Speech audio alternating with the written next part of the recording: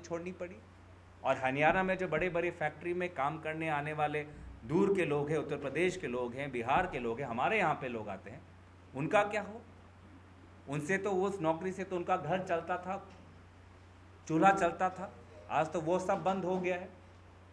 तो ये मैं कहता हूँ कि ये बीजेपी की नीति सिर्फ विज्ञापन पे है। ये विज्ञापन और विभाजन की राजनीति ज़्यादा दिन टिकनी नहीं वाली।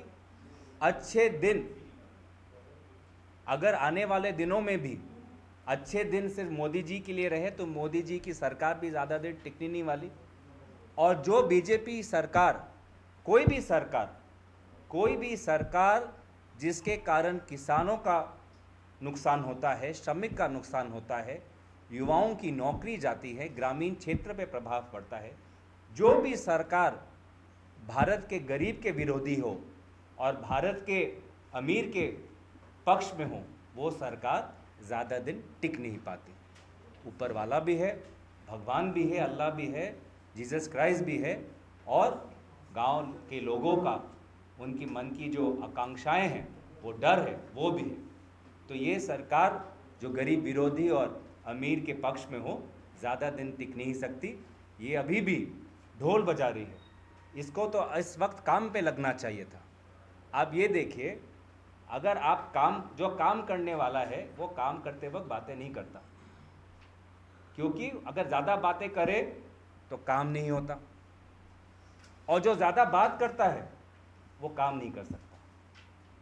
हम जो आप बोलते हैं कि कभी कभी मीडिया के लोग कि कांग्रेस की पब्लिसिटी अच्छी नहीं थी, क्योंकि कांग्रेस काम करती थी, काम करते वक्त बातें करने के लिए समय नहीं है।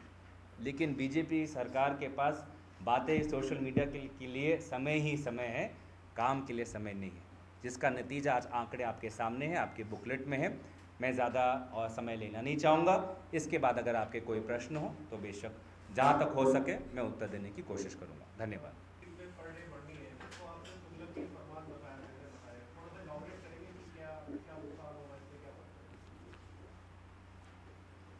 देखिए, सबसे पहले अगर आप देखें कि सरकार कह रही है कि पेट्रोल डीजल के जो दाम है वो अंतर्राष्ट्रीय बाज़ार से लिंक्ड है, तो अगर बाज़ार में 30% या 50% गिरावट हुई है तो इतना गिरावट तो हमारे यहाँ पे होना चाहिए।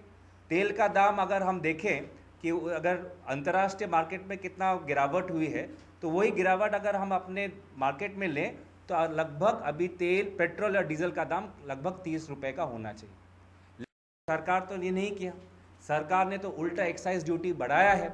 तो एक तो सरकार का खुद का पैसा बढ़ रहा है, वो पैसा कहाँ जा रहा है वो हमें पूछना चाहते हैं कि वो पैसा जो एक्साइज ड्यूटी से बना रहे हैं वो पैसा कहाँ जा रहा है। दूसरी बात ये है कि हम ये चाहते हैं कि अगर ये डीजल का प्राइस अगर इतना ऊपर है तो इसका प्रभाव किस पे पड़ेगा? किसान पे पड़ेगा, ट्रांसपोर्ट इंडस्ट्री पे पड़ेगा, ट्रक पे पड़ेगा। जो ये वही क्षेत्र है जिस पे डिमोनेटाइजेशन का सबसे बड़ा प्रभाव पड़ा। डिमोनेटाइजेशन का अगर प्रभाव किसी सेक्टर पे सबसे ज़्यादा पड़ा है तो वो ट्रांसपोर्ट के जो ट्रक चलाने वाले इंडस्ट्री है उस पे पड़ा है, किसान पे पड़ा है। तो अगर आप इस वक्त भी जब उनको सहायता की ज़रूरत है